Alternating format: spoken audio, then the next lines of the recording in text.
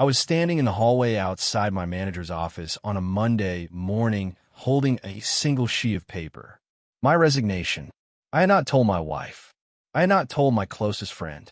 I printed the letter at the office printer because I do not own a printer at home, and standing there waiting for it to come out of the machine, I considered pulling it back. I did not. I knocked. I went in.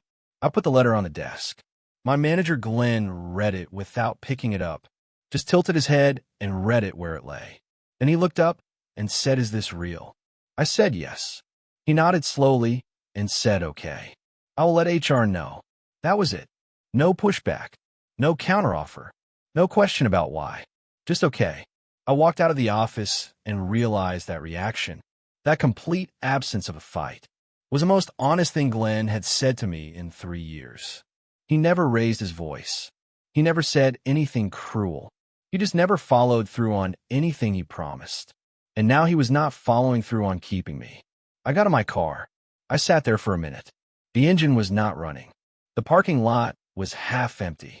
I had no job. I had no plan. I had no idea what was coming next. It was Monday. By Friday, everything that followed from that moment changed the shape of my life in a way I did not plan and could not have predicted. I just did not know it yet. My name is David. The Sunday before I quit, I was at my kitchen table at 11 p.m. My laptop was open. There was a performance review template on the screen, something Glenn had asked me to fill out for myself 2 weeks ago because he had not had time to do it. I had been staring at the section that said goals for next year. I had been trying to write something honest for 40 minutes. I could not do it. Every goal I typed assumed that the things Glenn promised, the team expansion, the budget approval, the title change, would eventually happen. I deleted everything I typed. I closed the laptop. I opened a blank document and wrote one line. "I'm not doing this again." I stared at it. I did not delete it. Monday morning, I arrived early, a habit 3 years deep, sat at my desk before anyone else was in, pulled up my email. There were 11 unread messages sent between 9 p.m. and midnight Sunday night. Most of them from Glenn. None of them marked urgent. All of them carrying the quiet assumption that I would handle them before the day began. I read the first one. It was a forwarded email from a client with a single line from Glenn underneath. "Can you take point on this?" I closed my email without responding. For the first time in 3 years, I closed it without responding. I just sat there. The screen was dark. The office was quiet. No one else was in yet. I had 11 messages I was not going to answer. I had a performance review I was not going to finish.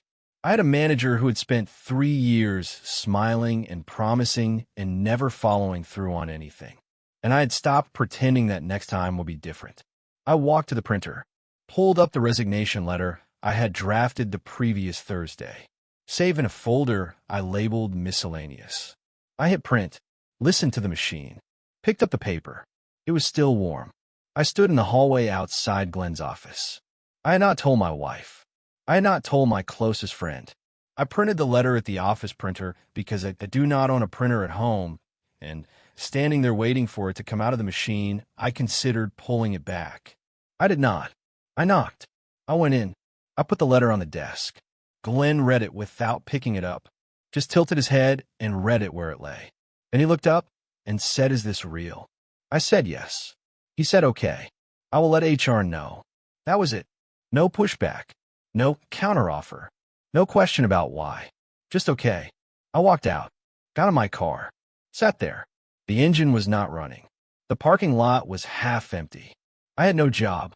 I had no plan. I had no idea what I was going to do on Tuesday, but I was not going to open my email and find 11 messages waiting for me. That was something. That was not nothing. That was a Monday, and I had not done this again. I had finally stopped. Monday afternoon, I was home. My phone showed 14 Slack notifications from a work account that had not yet been deactivated. I turned the phone face down on the coffee table, sat in the silence. The first thing my mind went to was a specific Tuesday 8 months ago when Glenn called me into a meeting and said the title change was approved in principle. Those exact words, approved in principle. I had gone home that night and told my wife, and she had opened a bottle of wine we had been saving. The title change never came. The phrase approved in principle came up twice more in different conversations.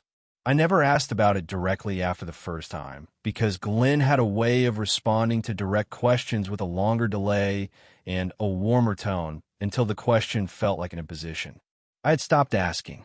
I had stopped expecting. I had stopped noticing that I had stopped. Tuesday morning, Ryan texted. What happened? I called him back. Ryan was my closest work friend. Mid-30s. He had watched me absorb everything Glenn offloaded and said nothing because he was doing the same. He said he heard about my resignation from someone in HR, not from Glenn. Glenn told the team in a 5-minute meeting that morning that I had decided to pursue other opportunities and that the transition would be smooth. Ryan said he made it sound like I gave 2 weeks. Did I give 2 weeks? I said no. Ryan said he did not tell them that. I asked what Glenn told them about who would absorb the workload. Ryan paused. Then he said Glenn said he would figure it out. I laughed, not because it was funny, because I had heard that phrase so many times. I will figure it out. It had meant the same thing every time. Nothing. Tuesday afternoon, I received an email from HR confirming my final day. My last paycheck details. A reminder that I was subject to a non-solicitation agreement. I read the non-solicitation language carefully. It covered clients I worked with directly. I had not contacted any of them. I saved the email to a folder and labeled it "Read this again later." Ryan on the phone had asked if I told Glenn I was leaving. I said I told him Monday morning. Ryan said Glenn told the team I gave notice. I said I did not give notice. I gave a letter. There was a difference. Notice implied a plan, a timeline, a conversation about transition. I had not given any of those things. I had printed a piece of paper and put it on his desk. Glenn had said okay. He had not asked where I was going. He had not asked what I would do. He had just said okay. That was what 3 years of working for him had taught me. He would never fight for anything. Not for me. Not for the team. Not for the clients. He would just say okay and let someone else figure it out. And I had finally stopped being that someone else. But Glenn was already rewriting the story for the team. He was telling them I had given notice, that it was planned, that the transition would be smooth. I did not know what version of events was spreading beyond the office. I did not know what it would cost me if that version stuck. But I was not going back to correct it. I had spent 3 years correcting things Glenn left undone. I was done. Whatever happened next was his problem, not mine. I turned my phone back over. 14 Slack notifications. I did not open them. I just looked at the number. 14. That was not my number anymore. I put the phone down, went to the kitchen, made coffee. The afternoon was still there. The silence was still there. I was still there. That was enough for Tuesday. Wednesday morning, I called Patricia. Had not spoken to her in 18 months. She was a recruiter, efficient, direct, not unkind, but not gentle either. She picked up, and I explained in one sentence that I was available. She asked if I left or was let go. I said I left. She asked if I had something lined up. I said no. There was a pause that lasted long enough for me to count 4 seconds. Then she said, okay, send me your resume today, and I will look at what I have. I took that as encouragement because I needed something to take as encouragement. I spent 2 hours updating my resume. Got to the section where I listed achievements in my current company. My former company now. I opened the document I had been building in my head. Every project I led. Every deadline I hit. Every time a client sent a specific compliment to Glenn and Glenn forwarded it to his own manager without my name attached. I found 3 instances of that. I added those projects to my resume under my own name because they were mine. Glenn had not done the work. He had just forwarded the email. I had done the work. I sent the resume to Patricia. Patricia called back 2 hours later. She said she had one role that might fit, a mid-level operations position at a company 2 industries over from my own. The pay was 10% less than I was making. The commute was longer. It was a company I had never heard of. She said it was not perfect, but it was real and it was available now. I asked if I could think about it overnight. She said sure, but they were moving fast. I heard the translation. By tomorrow, it might be gone. I said I would call her in the morning. I hung up, sat with a job that was real and available, and felt like proof that I should have planned this better. 2 hours of updating my resume. 3 years of absorbing Glenn's promises. One Monday morning of not doing it anymore. And now I was looking at a job I did not want. 10% less pay. Longer commute. A company I had never heard of. This was the first thing available. Because I was scared. Because I had left with nothing lined up. Because I had convinced myself that something would turn up, and now something had turned up, and it was not good enough. But it was real. And real was better than nothing. I thought. I was not sure anymore. I sat at my kitchen table. The resume was open on my screen. The phone was in my hand. Glenn had not fought to keep me. Patricia had found me a job in 2 hours. That meant something. I just did not know what. If I took this job, I would be proving Glenn right. That I was replaceable. That I was mid-level. That I was 10% less. But if I did not take this job, I had nothing. No leads. No interviews. No plan. Just a Tuesday and a Wednesday and a Thursday stretching out in front of me with no structure and no income and no one to tell me what to do next. I had wanted that. I had asked for that. Now it was here, and I did not know what to do with it. The job was not the answer, but it was an answer, and I was running out of time to decide whether it was the wrong one. Wednesday evening, I told my wife Donna about Patricia's call and the job she found. Laid it out plainly. 10% less pay. Longer commute. Unfamiliar company. Donna listened without interrupting. When I was done, she said, "Is it what you want?" I said I did not know yet. She said that was not an answer that worked right now. She was not angry. She was precise. She pulled up our shared budget spreadsheet on her phone and showed me where we stood without my income. The mortgage payment was due in 19 days. Our savings covered 2 months at current spending. Less if anything unexpected happened. She put the phone on the table between us and said, "So what is the number you need to make it work?" I looked at the screen, did the math. The job Patricia found did not hit it. Thursday morning, I called Patricia and declined the role. Explained the salary gap. Patricia said she did not have anything else at that level right now. She would keep looking, but she wanted me to be realistic about the timeline. I thanked her. Hung up. I had now declined the one concrete opportunity that came my way in the first 4 days. I sat at my kitchen table. The resume was still open on my screen. The budget was still open on my phone. I had 2 months of savings. 1 declined offer. 0 leads. And a mortgage payment in 19 days. Quitting felt less like a decision now and more like a fall I was still mid-air in. I had not told Donna about the non-solicitation agreement. I had not told her that I could not contact any of the clients I had worked with directly for a year. She had not asked, but she would ask eventually. And I would have to tell her that I had signed away my ability to take my own book of business with me. Because I had not read that part carefully when I started. Because Glenn had handed me the agreement on my first day with a smile and a pen and said standard stuff, "Just sign here," and I had signed. Without reading it. Because I trusted him. Because I was 26 and I did not know that trust was not a contract. Thursday afternoon, an email arrived from Glenn. From his personal email address. Not the work one. The subject line was blank. The body was 1 sentence. "I think we should talk before you make any decisions." I read it 3 times. Did not know what Glenn meant by decisions. Did not know how he got my personal email. I did not respond. I screenshotted the email and saved it. Glenn wanted something. I did not know what. A lifeline or a trap. Maybe both. Maybe they were the same thing when Glenn was the one holding the line. I looked at the email again. "I think we should talk before you make any decisions." What decisions? I had already made the only decision that mattered. I had left. I had declined the job. I was sitting at my kitchen table with no income and 2 months of savings and a non-solicitation agreement that locked me out of every client I had worked with. What decisions did Glenn think I was still making? The phone was on the table. The email was on the screen.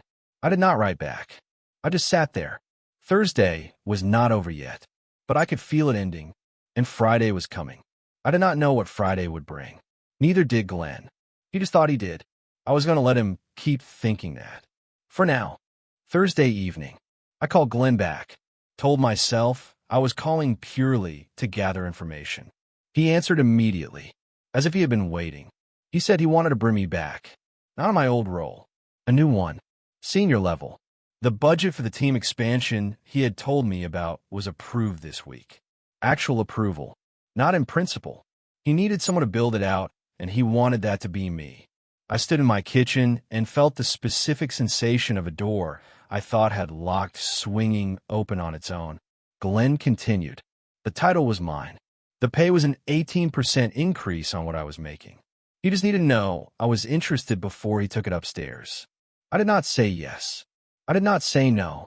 I said, send me something in writing. Glenn said it was not at that stage yet. This was a conversation. I said when it was at that stage, send it in writing. I hung up, stood in the kitchen for a long time. The offer was real enough to consider and vague enough to be exactly every other thing Glenn had ever told me. 18%. Senior title. Team expansion. Approved this week. Approved in principle or actually approved. I had heard every word Glenn just used before. The title change that never came. The budget that was always next quarter. The team expansion that existed only in meetings. Glenn was good at this. He made you believe that this time was different, that the approval was real, that the timing had finally caught up with the promise. I had believed him 11 times over 3 years. I was not going to believe him on a Thursday night in my kitchen without a document. I sat at the kitchen table and opened the document I had made. The full record of every promise Glenn made and the date it was made and what happened to it afterward. I counted the promises, 11 of them over 3 years. Not one was kept in the form it was offered. Some were kept partially. Some were kept late. Some were just forgotten, and Glenn never mentioned them again. I looked at the offer he had just made. It fit the pattern exactly. Real enough to pull me back. Vague enough to fall apart in the execution. I closed the document. The offer was real. The pattern was also real. 18%. Senior title. Team expansion. Those words had lived in my head for 3 years. They had kept me at my desk. They had kept me from quitting. They had kept me hoping that next month would be the month Glenn finally followed through. And now Glenn was offering me the same words again. But this time he was offering them after I had already walked out. That was different.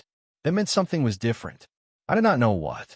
I did not know if different meant better. I just knew that I could not say yes based on a conversation. Glenn had to put it in writing. If he would not put it in writing, then it was not real. It was just another promise. And I had 11 of those already. I did not need a 12th. I needed a document. I needed a signature.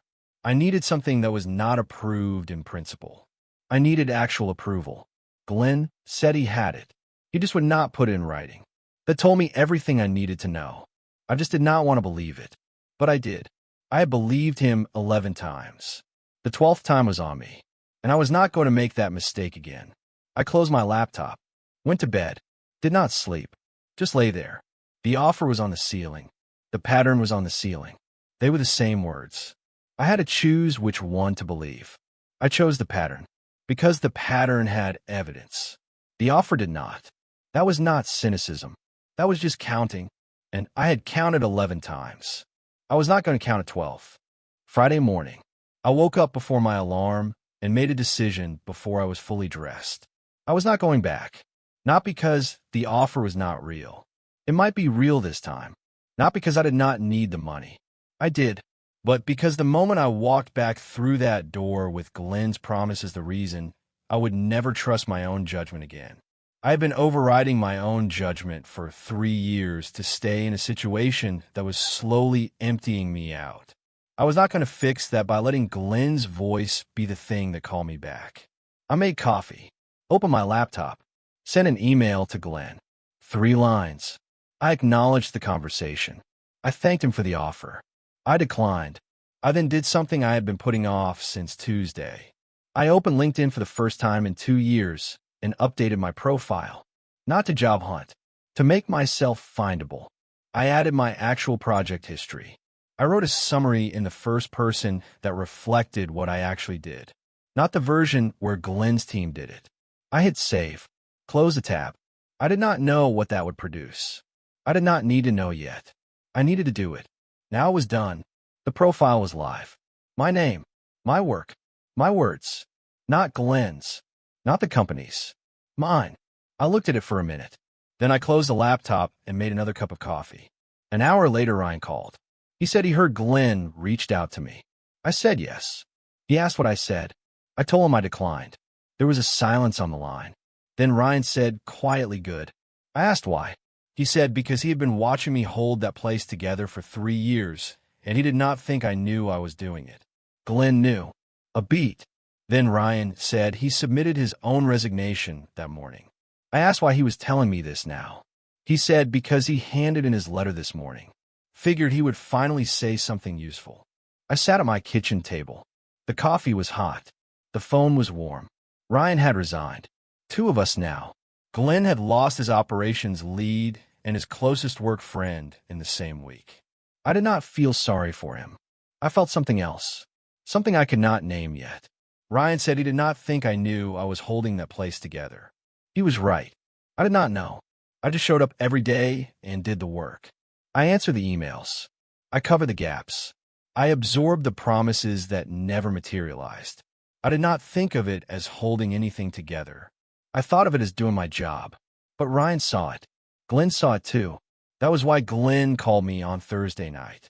Not because he wanted to give me an 18% raise. Because he wanted to keep the person who had been holding everything together. He did not want to have to figure out who would do it after I was gone. And now Ryan was gone too. Friday morning. 2 resignations. 1 week. Glenn had not fought to keep either of us. He just said okay and moved on. But okay only works when there is someone left to move on to. There is not. Not anymore. Friday was not over. I did not know what would happen next. But I knew I was not going back. That was enough. That had to be enough. I drank my coffee. The phone was on the table. I did not check it. I just sat there. The morning was quiet. I was quiet. And for the first time in 3 years, the quiet did not feel like waiting. It just felt like quiet. That was something. That was not nothing. That was Friday morning. And I was still here. Still not going back. Still not answering Glenn's calls. Still not opening his emails. Still. Just still. That was enough. For now. Friday, 2:17 p.m. My phone rang. I did not recognize the number. I answered. The voice on the other end introduced himself as Warren. He worked in the division above Glenn's. Something like VP of Operations. A name and role I had seen in company-wide emails, but never spoken to directly. Warren said he was going to be honest with me. He had spent this week looking at what my team actually produced over the last 3 years and trying to figure out where Glenn fit into that picture. The answer he kept coming back to was that Glenn did not fit. Not in the way his report suggested. I said nothing. Warren continued. He was not calling to apologize on behalf of the company.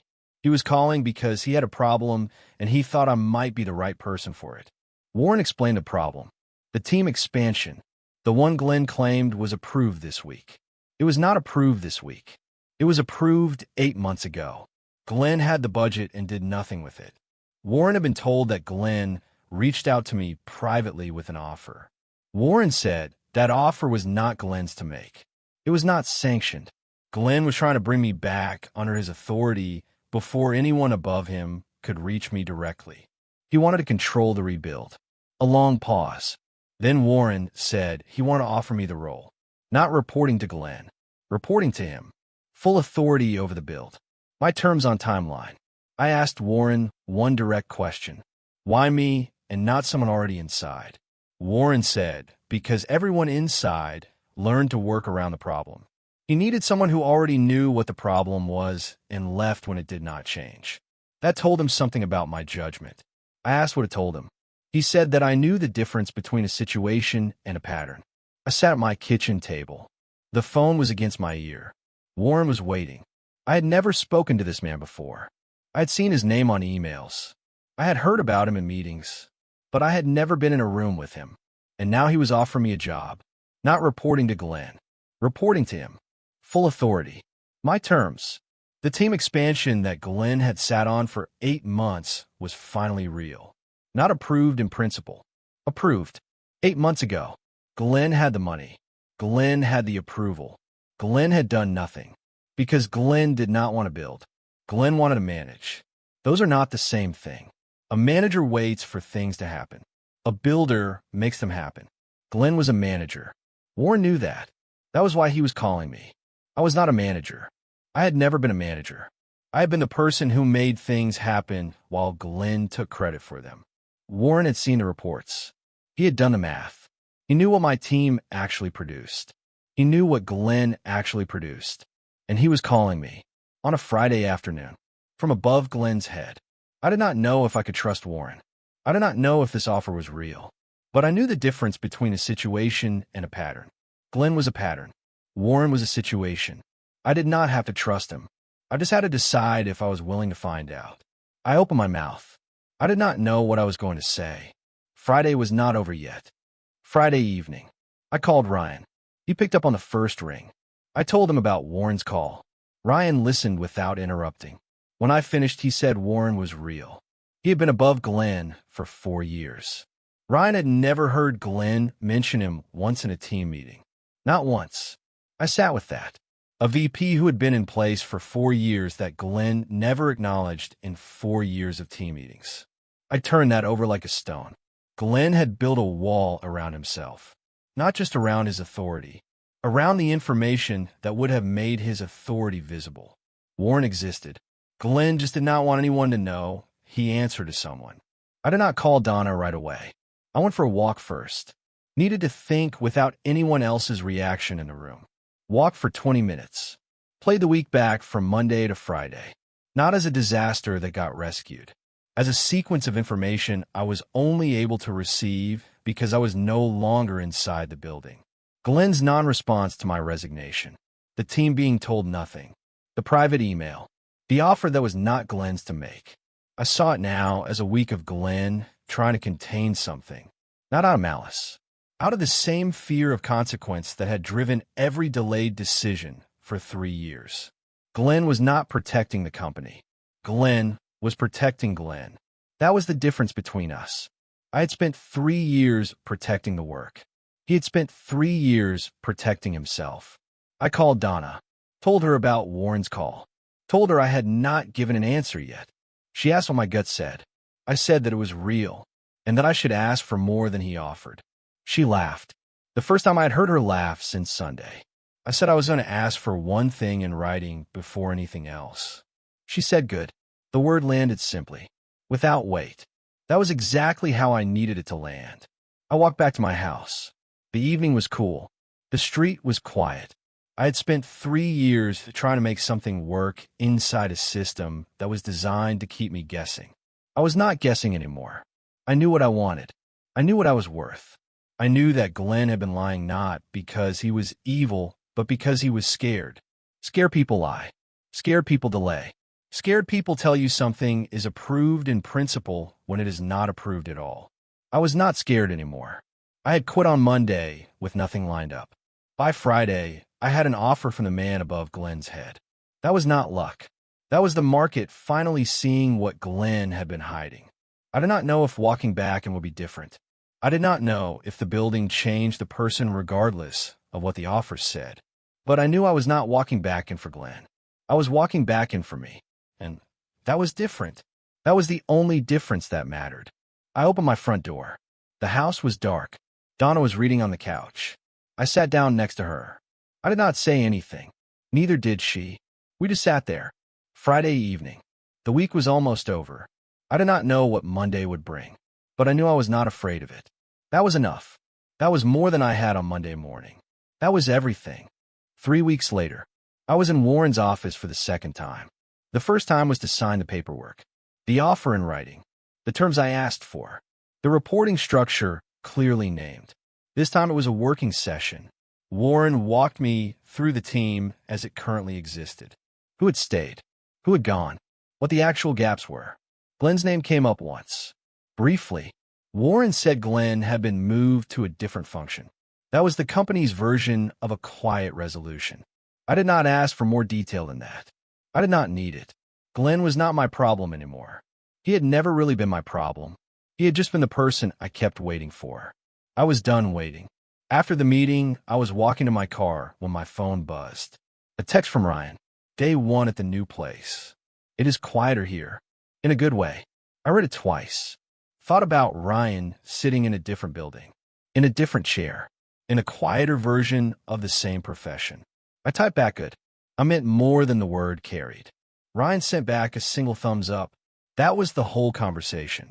Two men who had spent 3 years absorbing Glenn's delays and promises and approved in principle. Now one of us was in a new office and the other was sitting in Warren's working sessions. Neither of us was waiting anymore. That was the difference. That was the point. I sat in my car before starting the engine. Not the same paralysis as the Monday morning drive home with the box of my things. Something different. Something that sat still without needing to move. I thought about the Sunday night at my kitchen table when I could not write a single goal for the next year and deleted everything I typed. I thought about the one line I left on the screen. I'm not doing this again. I did not delete it. I started the car. I'm not doing this again. That line was not a threat. It was not a promise. It was just a fact. I had spent 3 years trying to fit into a shape that was not mine. I had quit on a Monday with nothing lined up. By Friday, I had an offer from the man above Glenn's head. That was not luck. That was the market finally seeing what Glenn had been hiding. I drove home. The radio was on. I did not change the station. I just drove. I am over at where silence ends. What is the one line you wrote in the dark that you did not delete?